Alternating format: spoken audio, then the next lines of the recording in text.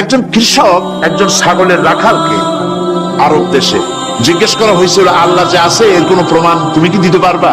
তুমি কি প্রথমে বলো আল্লাহ আছে, তুমি কি বিশ্বাস করো? অবশ্যই করি। আল্লাহ আছে এর কোনো প্রমাণ আছে তোমার কাছে? কোনো প্রমাণ নাই, তবে আমি বুঝি আল্লাহ আছে। বলে কেমনে? যে আমি তো ছাগলের রাখাল, আমি তো লেখাপড়া করিনি, আমি দার্শনিকও না বিজ্ঞানীও না কিছু না, ছাগল পালি। আমি চিন্তা করি ছাগলে খায় ঘাস আর পায়খানা করে কতগুলো ক্যাপসুলের মতো ট্যাবলেট, আল্লাহ যদি না থাকবে এগুলো হয় কেন? ওর মাথা যেমন ও বুঝছেও তেমন।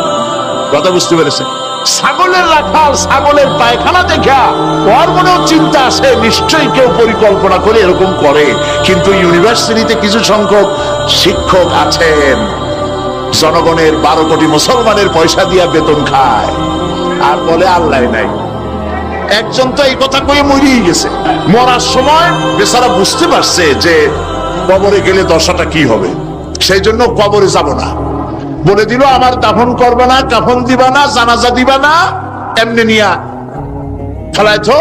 তারপরে কি বলে মেডিকেল কলেজে দিয়ে দিও, ছেলেরা আমাকে অপারেশন করিয়া কাটাছেড়া করিয়া অপারেশন শিখবে। তার ওসিয়ত অনুযায়ী কাজ হয়েছে। এত বড় বুদ্ধিজীবী, তো তার ওসিয়ত তো শোনাই লাগে। ওর কাফনও হয় নাই, দাফনও হয় নাই, গোসলও হয় নাই, কপালে নাই, কি হবে? তারপরে থুইছে বার্ডেমের মধ্যে। কিছুদিন পর তাকে পাঠানো হয়েছে মেডিকেল কলেজে। মেডিকেল কলেজের ছাত্ররা যখন শুনলো যে ওই লোকটার লাশ আসতেছে, ওরা দাঁড়ায় বলছে আল্লাহর রাস্তায় মাপ চাই, এই হুজুর এখানে আনবেন না। উনি বেঁচে থাকতে আল্লাহর অস্বীকার করছে, এখন ওনারে কাইটা যদি আমরা অপারেশন